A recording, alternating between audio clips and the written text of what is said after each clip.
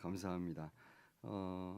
어제 우리가 시편 22편 받고 그저께 시편 40편 봤는데 혹시 집에서 읽으신 분 있습니까? 읽으셨으면 고개를 끄덕여 주십시오. 제가 설교학을 지금 공부하고 있는데 제 나름대로 설교에 대해서 그런 소망이 있어요. 설교할 때 저는 너무 부족하고 연약해서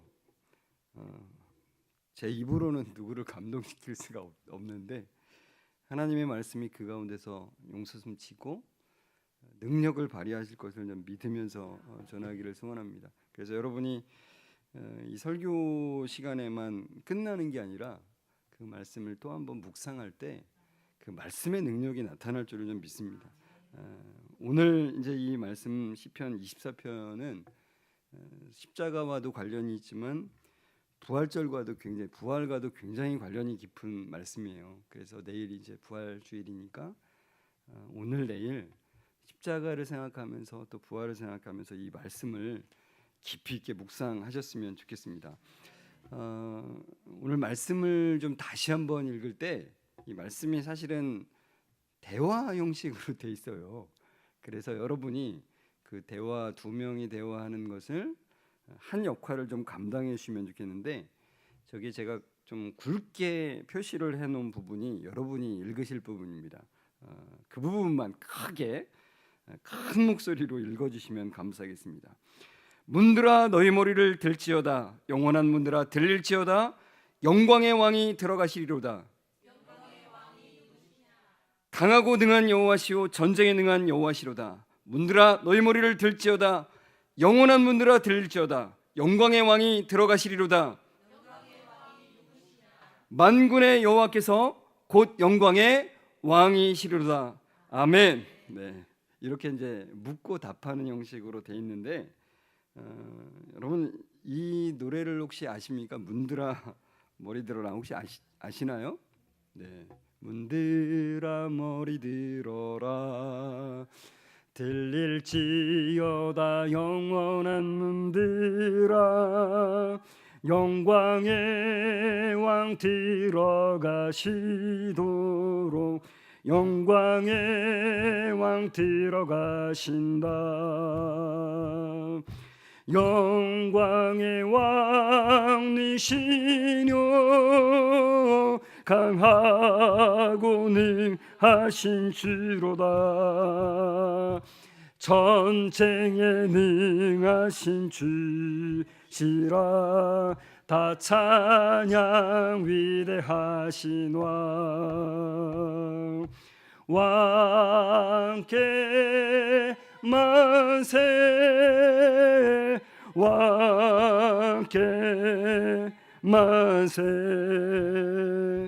당신은 영광의 왕이라. 다 찬양 위대하신 왕. 제가 너무나 오랫동안 좋아하고 또 은혜를 받았던 찬양인데 참 신나고 힘있는 노래입니다.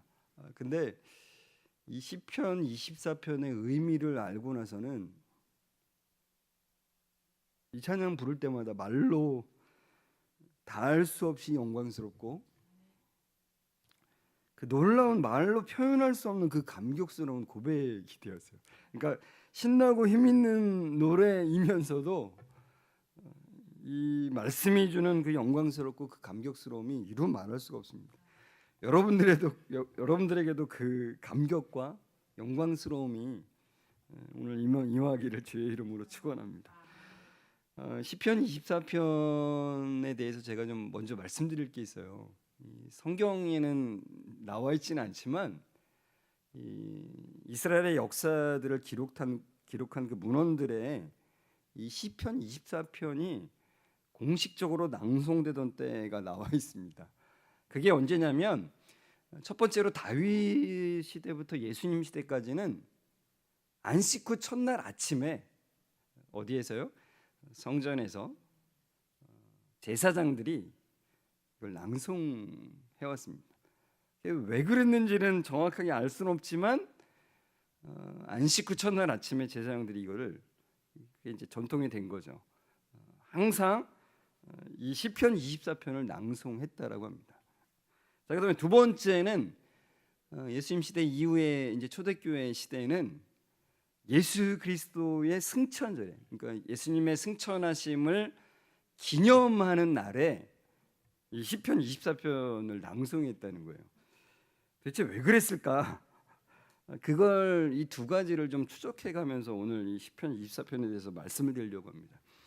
이 시편 24편에 이제 문드라 너희 머리를 들지어다 그러잖아요. 그래서 옛날에는 문드라 머리를 들라는 게 무슨 말일까 이런 어릴 때는 이제 이게 되게 궁금했었습니다. 이 문들은 바로 이 성문을 말합니다. 여러분 여기 제가 가져온 이 사진은 그 예루살렘 성문 중에서 적혀 있듯이 미문입니다. 그 미문의 안진뱅이를 일으켰던 베드로가 일으켰던 그 문입니다. 다른 말로는 황금문이라 그래요.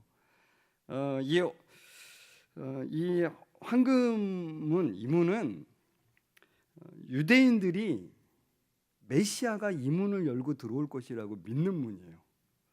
왜 그러냐면 유대인들은 이 동쪽에 대한 굉장한 큰 의미를 가지고 있어요. 왜냐하면은 에덴 동산에서 아담과 하와가 범죄한 이후에 에덴 동산이 막혔을 때 동쪽에 있는 그 문, 동쪽에서 화영검으로 막아선 그 사건이 있잖아요. 그래서 메시아가 그것을 다시 열고 들어오실 것이라고 하는 믿음을 갖고 있다는 거죠. 그래서 나중에 여러분이 혹시 갔다 오신 분도 있는지 모르겠는데 제가 갔는데 저기 미문 앞으로 무덤들이 굉장히 많이 있어요. 그러니까 유대인들은 저 미문 앞에 묻히는 게 최대의 소망이에요. 왜요? 메시아가 올 때 제일 먼저 부활해서 메시아를 만든 게 소망인 거죠. 그래서 근데 지금은 자리가 없어서 더 이상 무덤 자리가 없어요. 아주 빼곡하게 들어섰거든요. 거기 뭐 물론 돈 많은 사람은 모르겠어요. 살 수 있을지 모르겠는데 그렇게 그들은 믿고 있습니다. 여러분 이 문을 열고 이제 그 왕이 들어오는 것을 표현한 게 이 시편 24편이에요. 그런데 이 시편 24편의 배경이 되는 말씀이 있어요. 그 말씀이 뭐냐면 바로 사무엘하 6장에 나옵니다.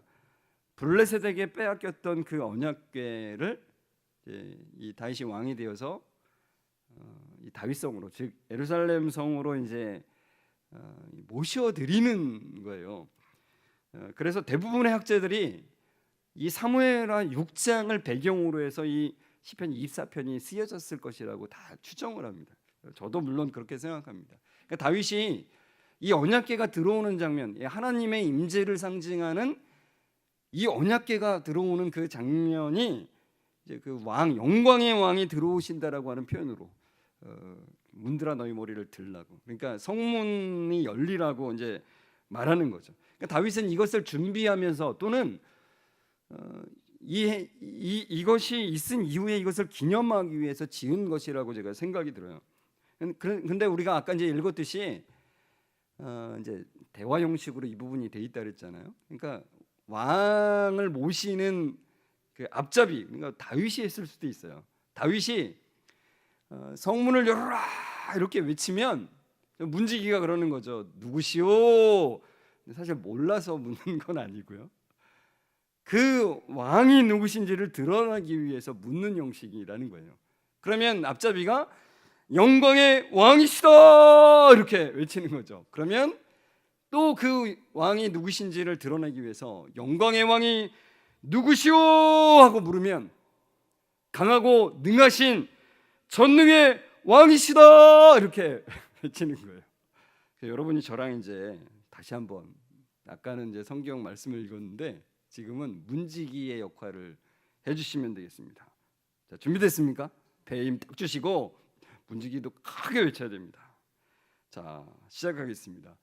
성문을 열어라! 영광의 왕이시다! 강하고 능하신 전능의 왕이시다! 이렇게 그 외치는 장면을 이제 노래로 표현한 거예요. 그러니까 여러분, 근데 우리가 이제 생각해야 될 것이 있어요.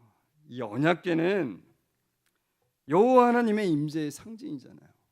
그죠? 근데 이 사건 이후에 이 언약궤가 예루살렘 성문을 통과해서 이렇게 들어온 이후에 1000년이 지나서 이 사건이 실체로 실현되는 사건이 일어난다는 거죠. 그 사건이 뭔지 아시겠습니까? 떠오르는 게 있어요? 떠오르시는 분만 고개를 좀 끄덕여 주시면 좋겠어요. 안 떠오르시나요? 그것이 바로 이 사건입니다. 성자 하나님께서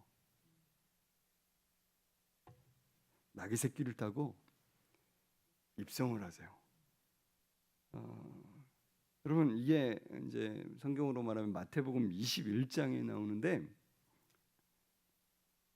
사무엘하 6장에서는 상징으로 입성했잖아요. 여기서는 상징이 아닌 실체가 입성을 하는 거예요. 스가랴서 9장 10절의 말씀처럼 어린 나귀 새끼, 그 어린 나귀 새끼는 이제 겸손의 상징이에요. 그 겸손의 상징인 나귀 새끼를 타고 하늘의 왕께서 예루살렘 성으로 입성을 하시는 거죠. 이게 바로 종료주일이잖아요. 종료주일. 그런데 이 날이 우리는 주일인데 구약 시대로 말하면 이 날이 무슨 날입니까? 아까 제가 시편 24편이 낭송되던 때가 언제 그랬어요? 안식구천달. 그러니까 예수님이 사실 입성하던 이 날에 이 시편 24편이 울려 퍼지고 있었던 거예요. 놀랍죠. 사실 제사장들은 전혀 자기들이 이걸 지금 무슨 의미로 부르는지 모르고 있는데 하나님께서는 그 노래가 울려 퍼지게 하시고 예수님을 예루살렘 성으로 입성하도록 인도하고 계시다는 거예요. 놀라운 거죠. 여러분, 예수님은 공생의 마지막 일주일을 남기고 십자가를 지시기 위해서 예루살렘 성으로 입성하셨습니다. 그리고 입성하셔서 십자가의 길을 걸어가십니다. 그리고 예수님이 십자가에 달리던 그 시간은 유월절 어린 양이 잡히던 시간, 그러니까 죽임을 당하는 시간이에요. 그 유월절을 보내기 위해서 그 양을 잡잖아요. 그 양을 잡는 시간에 바로 예수님이 십자가에 달리신 거라 이거죠. 유월절 어린 양으로 희생 제물로 드려진 것입니다. 그런데 여기서 참 희한한 게 또 있어요. 유월절에 유대인들이 하는 행사 중에 여러분은 처음 봤을지 모르겠어요. 이런 행사가 있습니다. 뭐냐면 첫 번째 보리단을 베는 행사가 있었어요. 언제냐면 유월절이 지나고 안식 후 첫날 새벽에 예루살렘 성에서 가장 가까운 보리밭에 가서 이 행사를 해요. 근데 왜 이런 행사를 하냐면 유대인들도 보릿고개가 있죠. 그러니까 겨울 내내 양식을 다 먹고 나면 이제 밀이 주식인데 밀이 나기 전에 밀보다는 한 달 반 정도가 먼저 보리가 나거든요. 그러니까 그들에게는 이제 배가 고를 때가 되었는데 그들에게 보리라는 것은 굉장한 그 소망이에요. 그러니까 첫 번째 열매라고 하는 첫 번째 추수라고 하는 게 이들에게 너무나 의미가 컸던 거죠. 그래서 제사장이 예루살렘 성에서 가장 가까운 보리밭에 가서 이 보리단을 하나 딱 베면 같이 유대인들이 같이 그 백성들이 나가서 제사장이 보리단을 탁 들을 때 함성을 확 하고 지르는 거예요. 여러분도 한번 해보시겠어요? 제가 제사장이 되고 여러분은 백성이 되어 주십시오. 제가 한번 보리단을 베어서 들면 정말 커다란 기쁨의 함성을 좀 보내주시기 바랍니다. 준비됐습니까? 네, 배에 힘 딱 주시고 자, 보리단을 베어서 들었습니다. 네, 좋습니다. 여러분, 근데 바로 이때 무슨 일이 일어났죠? 바로 이때. 맞아요. 예수님이 부활하셨다는 거예요. 이 시간에. 그래서 사도 바울이 이렇게 써요. 고린도전서 15장 20절에 그러나 이제 그리스도께서 죽은 자 가운데서 다시 살아나사 잠자는 자들의 첫 열매가 되셨도다. 이 첫 열매가 되셨다는 것은 이 보리단 첫 번째 보리단과 굉장히 연결해서 사실 예수님의 부활을 설명하고 있는 거예요. 그것은 바로 로마서 8장 29절에 이렇게 말씀하고 있어요. 같이 한번 읽어볼까요? 하나님이 미리 아신 자들을 또한 그 아들의 형상을 본받게 하기 위하여 미리 정하셨으니 이는 그로 많은 형제 중에서 맏아들이 되게 하려 하심이니라. 제가 어제 말씀드렸죠. 예수님이 첫 번째 아들이 되시고 우리는 그의 동생들이 되었다고요. 첫 번째 아들이 있기 때문에 동생들이 있는 거예요. 첫 번째 열매가 있기 때문에 그 뒤를 따르는 추수하는 열매들이 있다는 말인 거예요. 예수님은 첫 번째가 되셨어요. 그래서 우리가 그 뒤를 이어서 하나님 안에서 자녀가 되는 거죠. 함께 죽고 함께 부활하는 역사가 여기서 일어난다는 것입니다. 시편 24편의 1절과 2절을 보면 이렇게 돼 있어요. 같이 한번 좀 읽어볼까요? 시작. 땅과 거기에 충만한 것과 세계와 그 가운데 사는 자들은 다 여호와의 것이로다. 여호와께서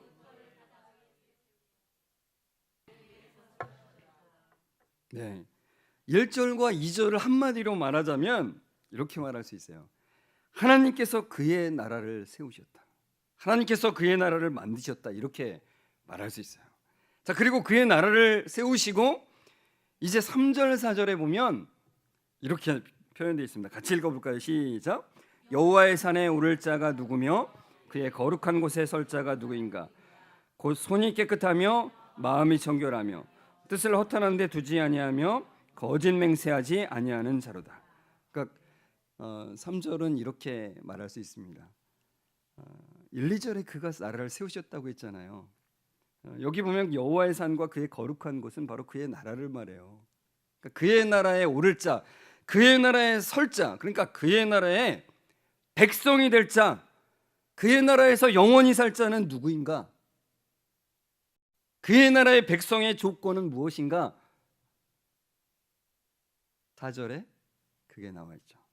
뭐래요? 손이 깨끗하고 마음이 청결하고 뜻을 허탄한 데 두지 않고 거짓 맹세하지 않는 자래요. 주여 소리가 나죠. 어떻습니까? 여러분은 여기에 해당됩니까? 이걸 생각해 보는 게 매우 중요해요. 나는 하나님이 세우신 그 나라에 들어갈 자격이 되는 사람인가? 손이 깨끗한가? 마음이 정결한가? 뜻을 허탄한 데 두지 않는가? 거짓 맹세하지 않는 자인가? 손이 깨끗하다는 건요. 우리가 이제 빌라도도 이제 예수님을 내어주면서 손을 씻었잖아요. 그러니까 나는 이거에 무관하다. 난 악한 행동이 없다. 이렇게 자기 결백을 주장하는 거죠. 행동, 겉으로 자기의 결백을 주장하는 것입니다. 마음이 청결하다는 마음까지 깨끗하다는 거죠. 그러니까 안팎으로 깨끗하다는 거예요. 그다음에 뜻을 허탄한 데 두지 않는다는 것은 사실 우상을 섬기지 않는 것과 연관이 있습니다. 오직 하나님만 섬기는 거죠. 그리고 거짓 맹세하지 않는 건 사람에 대해서 정직한 걸 말하는 거예요.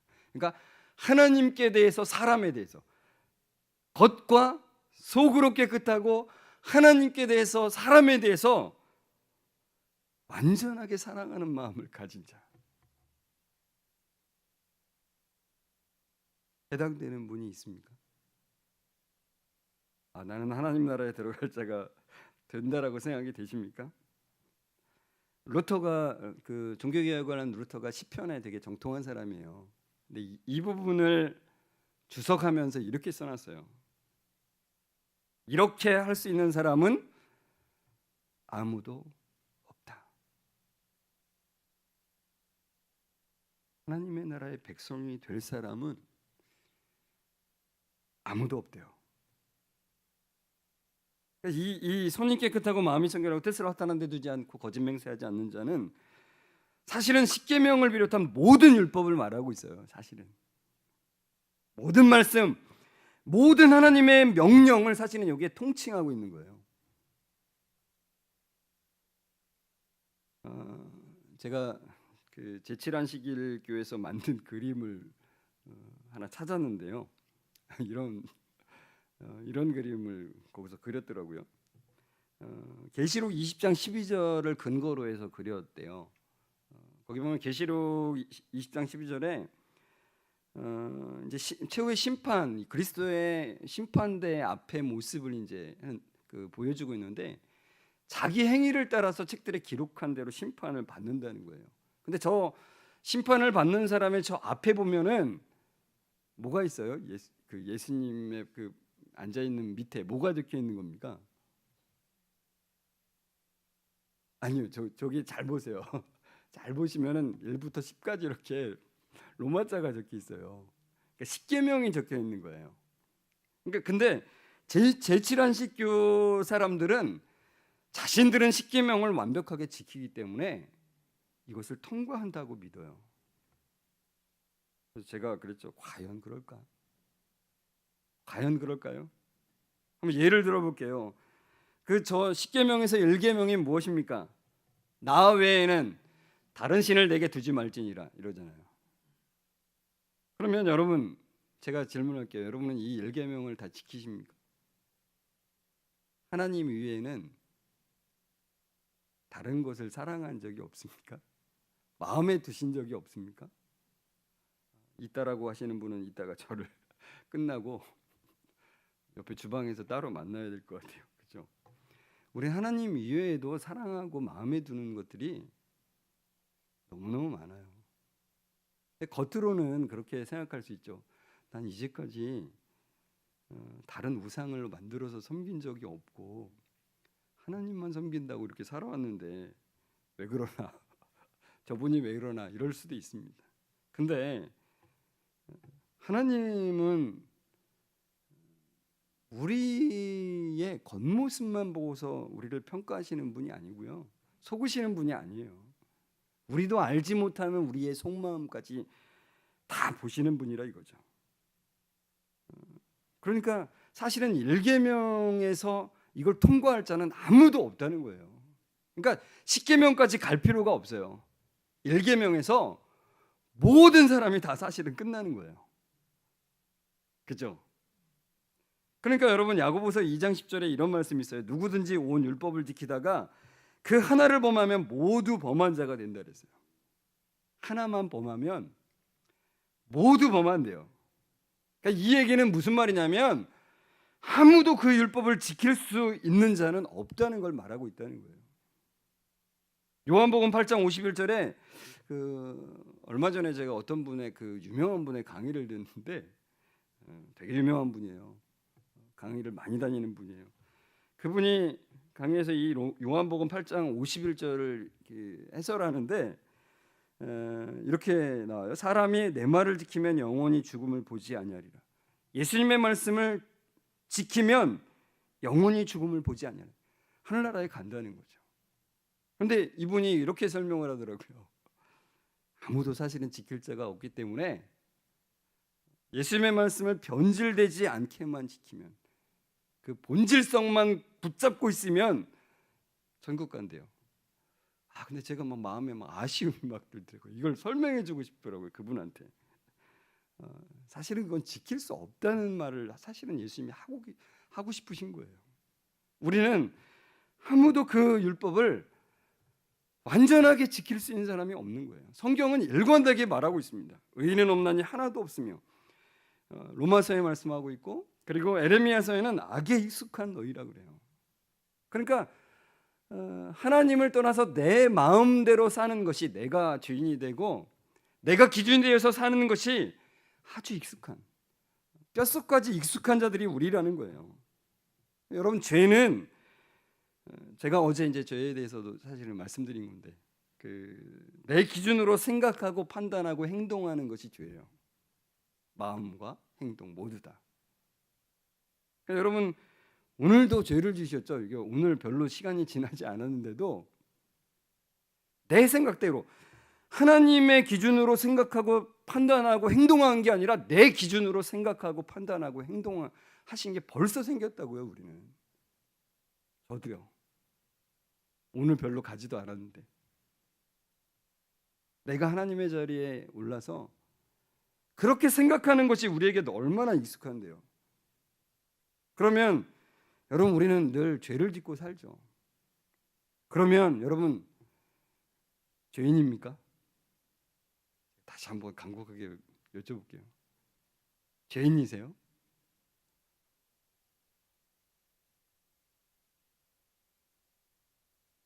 이걸 정립하는 게 굉장히 중요해요. 우리는 정말 죄를 지으면서 살아가요. 율법을 지킬 수가 없어요. 그런데 하나님께서 우리에게 말씀하시는 것이 있어요.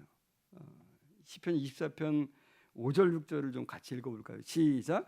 그는 여호와께 복을 받고 구원의 하나님께 의를 얻으리니 이는 여호와를 찾는 족속이요 야곱의 하나님의 얼굴을 구하는 자로다. 그걸 통과한 자가 있대요.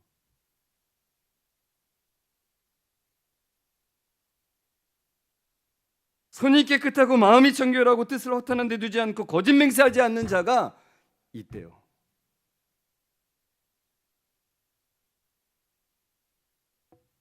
어떻게 해요?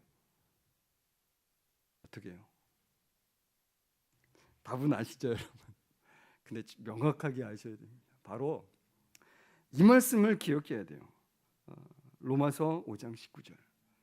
한 사람이 순종하지 아니함으로 많은 사람이 죄인 된 것 같이 한 사람이 순종함으로 많은 사람이 의인이 되리라. 우리 때문에 하나님의 백성이 되는 기준이 통과된 게 아니라 그 한 사람이 순종함으로, 누가요? 예수 그리스도가 순종함으로 말미암아서 우리가 의인이 된 거라고요.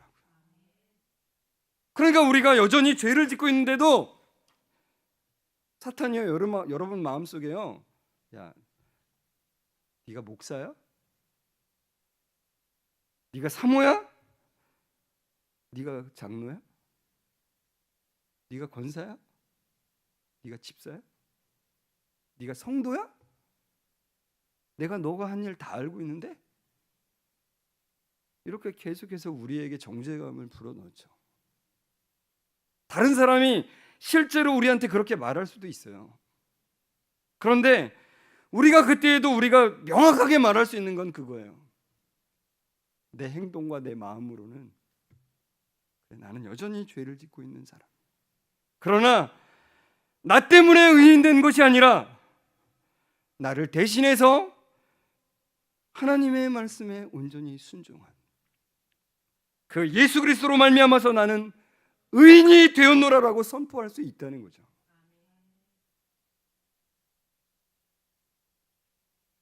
우리를 의인 삼기 위해서 예수 그리스도는 모든 율법에 완전히 순종하셨다는 거예요. 이게 매우 중요하다는 것입니다. 빌립보서 2장 8절에 보면 예수 그리스도를 설명할 때 이렇게 설명을 해요. 사람의 모양으로 나타나사 어떻게 해요? 자기를 낮추시고 죽기까지 복종하셨으니 그 십자가에 죽으십니다. 그러니까 예수님의 모든 삶 자체는 순종이에요. 순종. 하나님의 뜻에 순종해서 사람의 모양으로 오셨고요. 자기를 낮추시고 하나님 앞에 늘 순종하셔서 죽기까지 복종하셔서 곧 십자가에 죽으실 때까지 죽기까지 순종하신 그 예수님이시라는 거죠. 여러분 우리가 십자가를 생각할 때 꼭 이걸 생각해야 돼요. 많은 그리스도인들을 보면서 참 요즘에 안타까움을 가지는 게 이거예요. 예수님의 십자가는 죄값을 대신한 것만이 아니라 이것도 물론 너무너무 중요하죠. 뺄래야 뺄 수가 없는 너무나 중요한 거죠. 근데 그것과 더불어서 예수님의 십자가는 바로 순종을 대신하셨다는 것을 가장 절정적으로 보여주는 게 십자가라는 거예요. 만약에 예수님이 우리의 죄값을 그 죄값만을 대신하기 위해서 십자가를 지셨다면 우리는 다시 선악을 알게 하는 나무 앞에 다시 서야 되는 거예요. 다시 그 율법을 지키기 위해서, 다시 하나님의 명령을 지키기 위해서 선악을 알게 하는 나무 앞에 다시 서야 돼요. 그럼 어떻게 될까요? 또 죄를 질 수밖에 없겠죠. 그러면 복음이 아닌 거죠. 그건 복음이 아니에요. 예수님께서 우리의 죄값을 대신 당하신 것 플러스 그 의미는 사실은 그것까지 포함해서 우리가 감당해야 될 순종을 대신하셨다는 거예요. 그래서 우리가 잘나서 우리를 의인으로 보시는 것이 아니라 예수 그리스도를 붙잡은 자들은 이제 예수 그리스도를 통해서 우리를 보시기로 하셨다는 거예요. 하나님께서. 그러니까 여러분 우리 나 자신을 볼 때 나의 행동으로 보면 계속 죄를 져요. 그럼 거기에 집중하지 마시기 바랍니다. 하나님은 우리를 예수로 보시는 거예요. 예수로. 의인으로 보시는 거예요. 이미 하나님 보좌 우편에 앉은 그 예수로 우리를 보시는 거라고요. 그러니까 놀라운 거죠, 이게. 그 예수님께서 내 대신 죄의 형벌, 즉 버림받으심이라고 제가 했죠. 그 버림받으심과 나 대신 완전한 순종을 이루시고 부활하셨고 그리고 승천하셨습니다. 근데 여러분, 이제 제가 이 왜 시편 24편이 이 승천을 기념하는 절기에 불려졌는지 그걸 설명드리려고 그래요. 여러분, 예수님의 승천을 제자들이 바라봤잖아요. 그죠? 저 밑에 예수님이 올라가시는 저 밑에 있었다고 보십시오. 우리가. 제가 만약에 그 현장에 있어서 그걸 상상을 해봤어요. 그럼 예수님이 하늘로 올라가시는 그 장면을 보면 저절로 이 시편 24편을 부르지 않을 수가 없더라고요. 왜요? 하나님의 뜻을 모든 것을 이루신, 다 이루셨다라고 말씀하신 그 예수님이, 그 영광의 왕이 영원한 하늘 문을 열고 들어가시고 계시잖아요. 아무도 열 수 없었던 그 하늘 문을, 아무도 들어갈 수 없었던 그 하늘 문을 열고 들어가는 예수님을 보니까 영원한 문들아 들릴지어다. 영광의 왕이 들어가시리로다라는 이 고백을 하지 않을 수가 없었다는 거예요. 그래서 저는 성경에 나오진 않지만 제가 생각하기로는 제자들은 예수님이 승천할 때 이 고백을 할 수밖에 없어요. 이 노래를 그냥 자연스럽게 부르게 되었고, 당연히 그 다음부터 예수님의 승천을 기념하는 날에 이 노래를 부르지 않을 수가 또 없었던 거죠. 우리는 아무도 하나님 나라에 들어갈 수 없었던 우리, 예수님이 처음으로 그 문을 열고 들어가셨기 때문에 하나님, 우리도 들어가게 됨을 감사드립니다 라고 찬양하는 거죠. 이것이 얼마나 영광스럽고 얼마나 감격스러운 것인지를 고백하면서 하나님께 나아갈 수밖에 없는 거죠. 여러분, 계시록 21장에 나오는 그 새 예루살렘 성, 하늘에 있는 그 새 예루살렘 성을 기초로 해서 어떤 사람이 저렇게 그림을 그렸어요.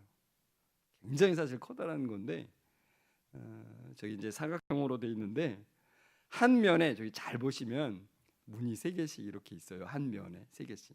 그러면은 그 4면이니까, 사각형이니까 몇 문이라 그래요? 몇 개의 문? 12문이라 그래요. 새 예루살렘 성이 정확히 저렇게 있는지는 모르지만 아무튼 누가 그걸 말씀을 봤다고 해서 저렇게 그렸는데, 여러분 저 문은 사실 아무도 열고 들어갈 수 없었던 문이라 이거예요. 아담과 하와가 타락한 이후에 아무도 저 문을 들어갈 수 없었는데, 그러나 예수님께서 나 대신에 죽기까지 순종하고 복종하심으로 예수님을 따라서 그 영원한 문에 들어갈 수 있게 됐다는 것입니다. 여러분 이 시간에 우리 이 찬양 좀 같이 할까요? 문들아 너희 머리를 우리 아까 불렀는데 말로 다 할 수 없이 영광스러운 노래라고 제가 말씀드렸잖아요. 이 말씀을 생각하면 이처럼 영광스러울 수가 없어요. 이 말씀의 의미를 우리 마음속에서 이게 떠오르면, 말씀이 역사하면 이처럼 감격스러울 수가 없어요. 그 의미를 생각하면서 우리 천천히 한번, 빠르게 말고 한번 천천히 한번 불러봤으면 좋겠습니다.